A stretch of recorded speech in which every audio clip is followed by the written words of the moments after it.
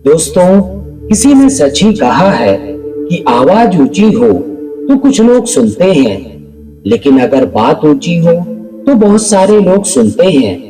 यह बात आज हम एक छोटी सी कहानी के माध्यम से समझेंगे।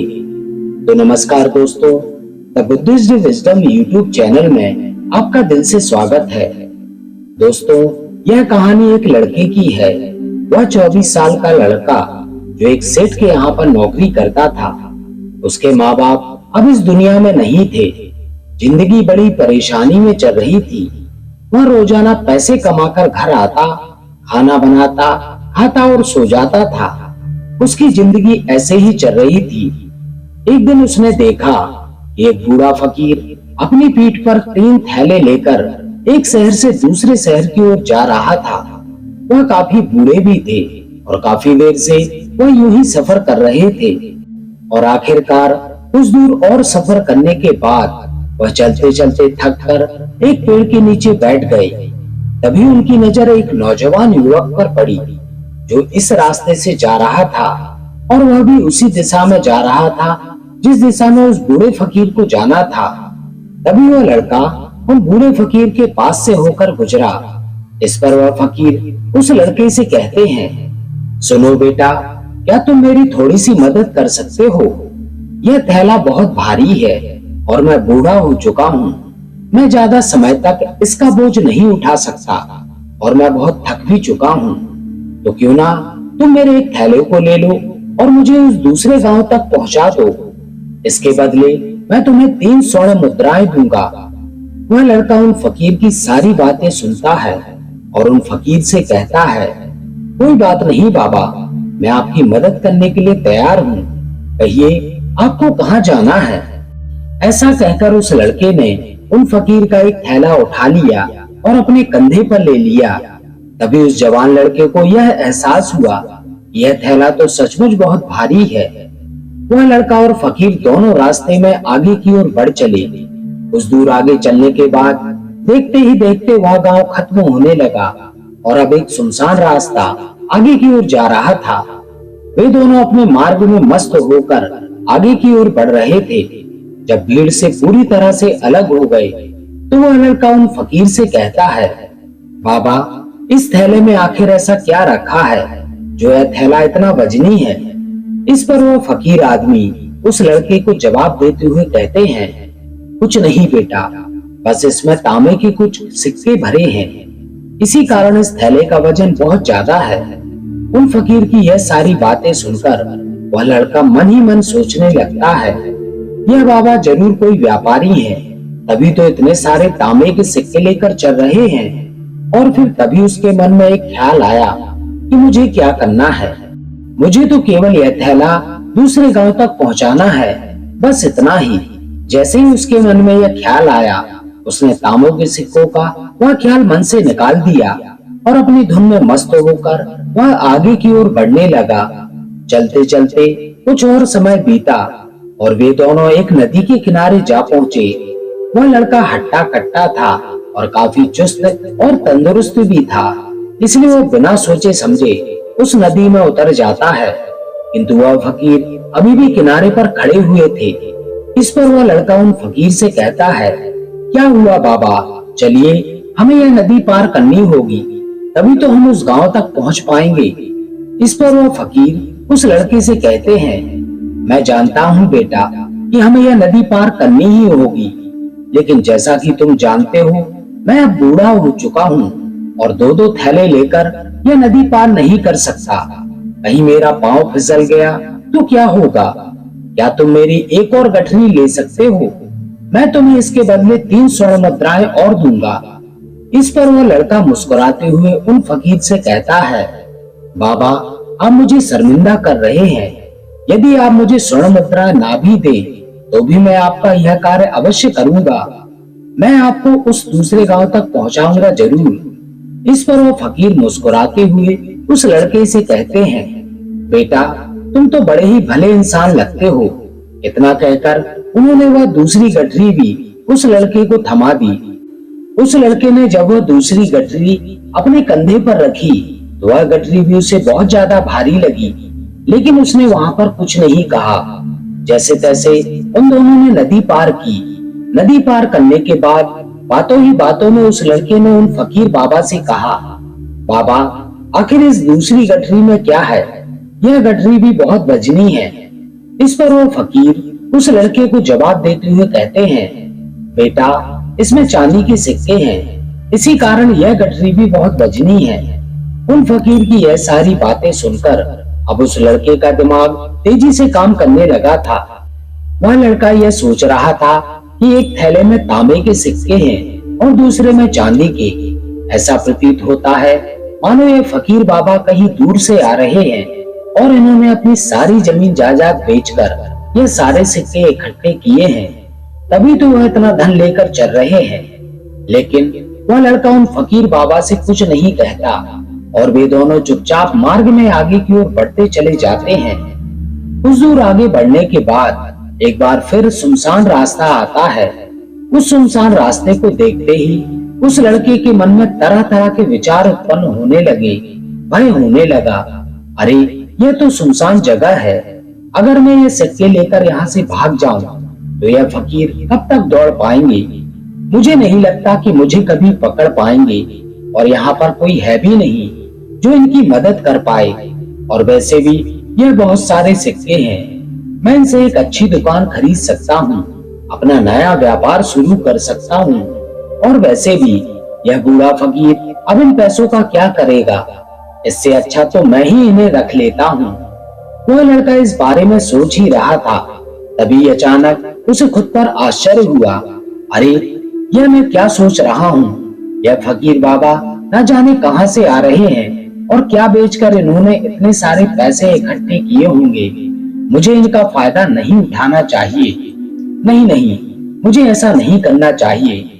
उसने कुछ देर के लिए तो अपने मन के विचारों पर काबू पा लिया, लेकिन कुछ देर बाद उसके मन के विचार उस पर देखते ही देखते हावी होने लगे।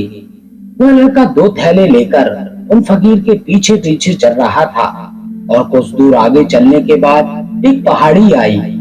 इस पर वो फकीर बाबा उस लड़के से कहते हैं, बेटा, यह पहाड़ी मैं नहीं चढ़ पाऊंगा, मैं काफी बूढ़ा हो चुका हूँ और मेरे घुटनों में भी दर्द रहता है। यदि तुम मेरी तीसरी गठरी भी ले लो तो मैं तुम्हें 3 और स्वर्ण मुद्राएं दूंगा, लेकिन याद रखना, इन्हें कहीं गिराना मत, कहीं यह गठरियां खुल ना जाएं। इस पर वह लड़का उन फकीर से कहता है, क्यों बाबा, आखिर इसमें ऐसा क्या है? इस पर वो फकीर उस लड़के से कहते हैं, बेटा, इसमें स्वर्ण मुद्राएं हैं। यह सुनकर वह लड़का मन ही मन बहुत प्रसन्न हुआ। उसने चुपचाप वह गठरी उन फकीर से ले ली और देखते ही देखते दोनों मार्ग में आगे की ओर बढ़ने लगे। अब वह फकीर बिना कोई वजन लिए आराम से पहाड़ की चढ़ाई पर चढ़ रहे थे, किंतु वह नौजवान लड़का जो पीछे था वह वजन के कारण बहुत धीरे धीरे चल पा रहा था। लेकिन जब से उसने सोने का नाम सुना था उसका मन तो छलांगे मार रहा था। वह मन ही मन सोच रहा था, अगर मुझे यह सारा धन मिल जाए तो मेरा पूरा जीवन आराम से कट जाएगा। वैसे भी यह बाबा तो बूढ़े हो चुके हैं, भला इन्हें पैसों की क्या जरूरत है? इनका जीवन तो वैसे भी कट चुका है। मैं एक काम करता हूँ, ये सारे पैसे लेकर यहाँ से भाग जाता हूँ। लड़के के मन में अनगिनत विचार उठ रहे थे।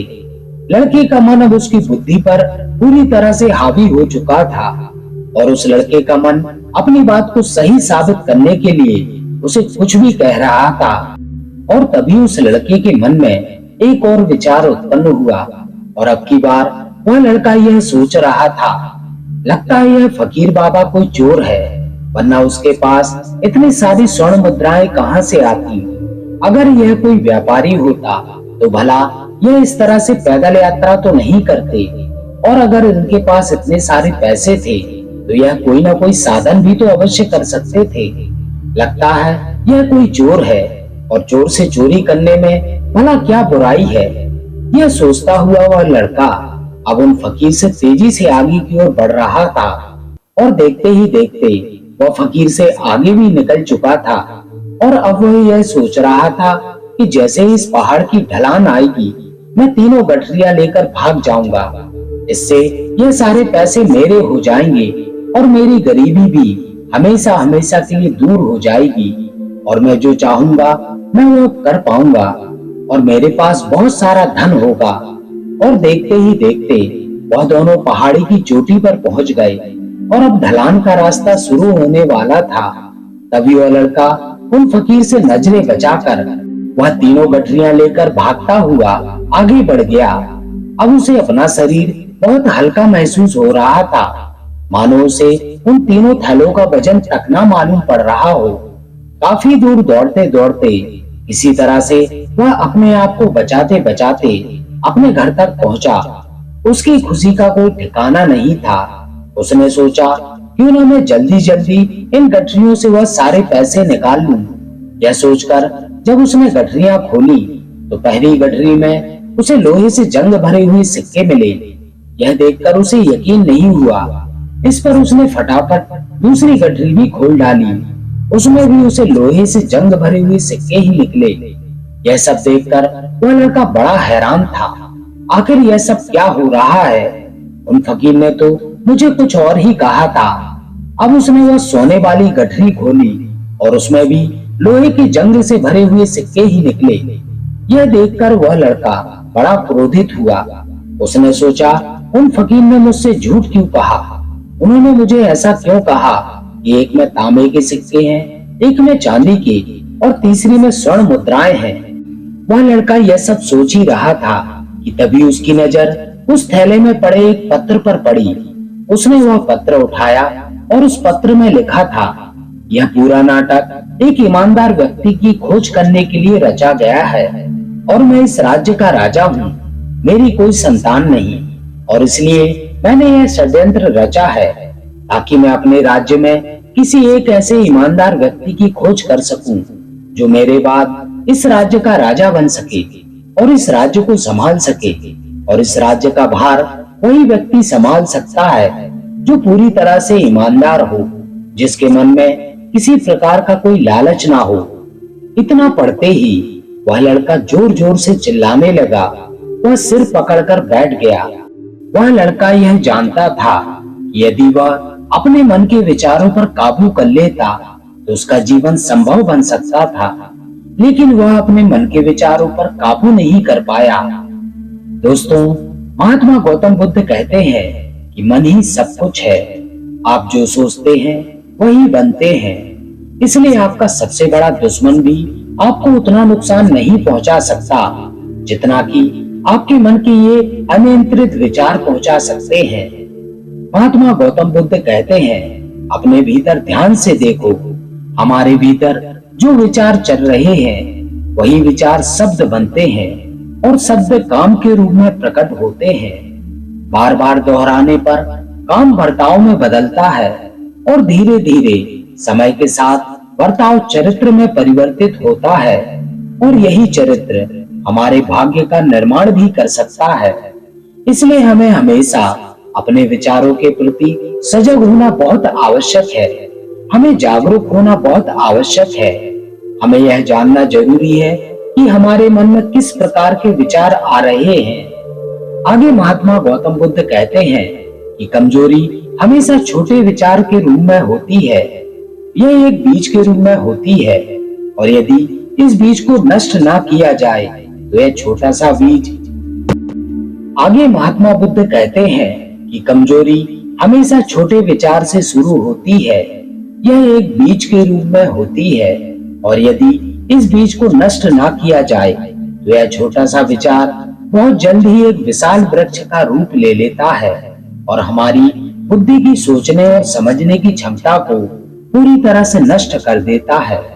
जिस प्रकार आपने इस कहानी में देखा कि किस प्रकार उस जवान लड़के का मन उस पर हावी हो चुका था और उसकी सही और गलत सोचने की क्षमता पूरी तरह से नष्ट हो चुकी थी, जिस कारण वह यह नहीं समझ पाया कि उसे क्या करना चाहिए और उसके लालच ने उसके भीतर इतनी ऊर्जा भर दी कि वह तीनों थैले उठाकर इतनी तेजी से वहां से भागते हुए आगे बढ़ गया। इसलिए जब आपके मन में पहली बार कोई गलत विचार उत्पन्न हो तभी उसे जड़ से उखाड़ देना चाहिए, अन्यथा वह विशाल वृक्ष का रूप ले लेगा और आपको किसी न किसी गलत राह पर धकेल देगा।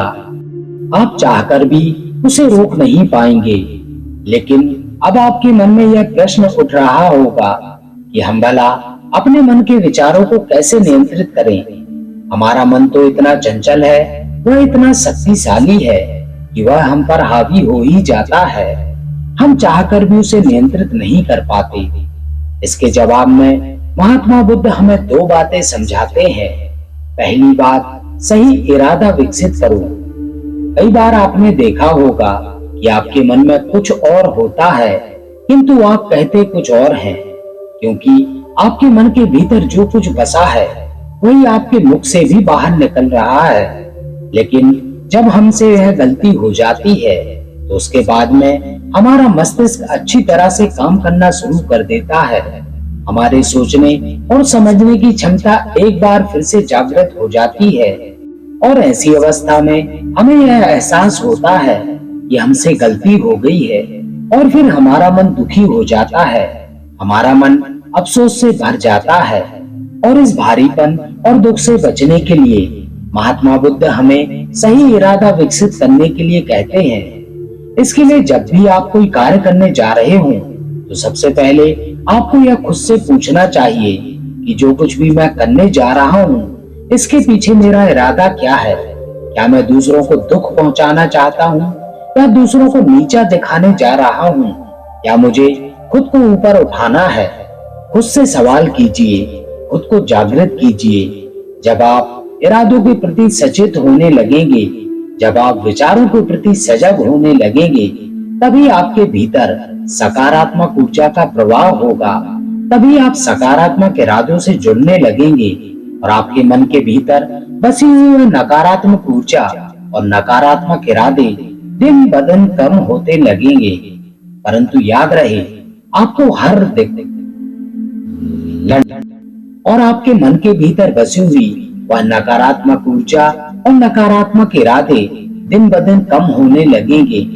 परंतु याद रहे, आपको यह हर रोज करना होगा और आपको यह हमेशा ध्यान रखना होगा कि आपको केवल अच्छा सोचना है। आपके इरादे हमेशा अच्छे होने चाहिए, तभी आप दुख और तकलीफों से बच सकते हैं। अन्यथा आप इसी तरह से दुख और तकलीफों से घिरे ही रहेंगे और आप कभी इनसे निकल नहीं पाएंगे। दूसरी बात, मन के प्रति सजगता विकसित करो, जिससे आपका मन देखते देखते शांत हो जाएगा और आपके मन के भीतर बसी हुई वह नकारात्मक ऊर्जा, नकारात्मक विचार खत्म होने लगेंगे और आप शांति की ओर आगे बढ़ेंगे। और आपको इसके लिए बस इतना ही करना है कि इस पल में जो कुछ भी हो रहा है, आपकी आंखों के सामने, आपके भीतर जो कुछ भी जैसा भी चल रहा है, बस उसे देखते रहना है। अपने मन के अच्छे और बुरे विचार, अपनी भावनाएं और अपनी यादों पर बिना प्रतिक्रिया दिए केवल उन्हें देखते रहना, जिससे आपके मन के सारे विचार देखते ही देखते खत्म होने लगेंगे। आपका मन खाली होने लगेगा और आप नकारात्मक विचारों से ना सोच के बच सकते हैं और आप इन दुख और तकलीफों से भी दूर रह सकते हैं। इसलिए महात्मा बुद्ध कहते हैं, जो स्वयं को देखता है वही सबसे बड़ा तपस्वी है। अर्थात जो अपने मन में चल रहा है उन विचारों को बिना प्रतिक्रिया दिए हुए केवल देखता है और उन पर कोई भी प्रतिक्रिया नहीं करता है, बस उन्हें देखता है और समझता है। वास्तविकता में वही मन पर नियंत्रण भी कर सकता है और वही अपना जीवन सुखी और खुशहाल तौर पर जी सकता है। इसलिए यदि आप भी अपने जीवन को सुखी और खुशहाल बनाना चाहते हो तो आपको सबसे पहले अपने मन पर नियंत्रण साधना ही होगा। अपने मन को खाली करना ही होगा। अपने मन के विचारों के प्रति आपको सजग होना ही होगा। तो दोस्तों, उम्मीद करते हैं आपको आज की वीडियो पसंद आई होगी। तो अपने विचार अपने कमेंट के माध्यम से हमें जरूर बताएं। इसके साथ ही आपको यदि वीडियो पसंद आई हो तो वीडियो को लाइक जरूर करें और अपने प्रियजनों में शेयर करना ना भूलें। साथ ही जो भी मित्र हमारे चैनल पर नए हैं वे चैनल को सब्सक्राइब जरूर करें और बेल आइकन प्रेस करके ऑल करें, ताकि आगे आने वाली वीडियोस की नोटिफिकेशन आपको समय पर मिल सके। तो दोस्तों, इस वीडियो में बस इतना ही। मिलते हैं ऐसी ही किसी अन्य ज्ञानवर्धक वीडियो में। तब तक अपना ख्याल रखें। नमो बुद्धाय।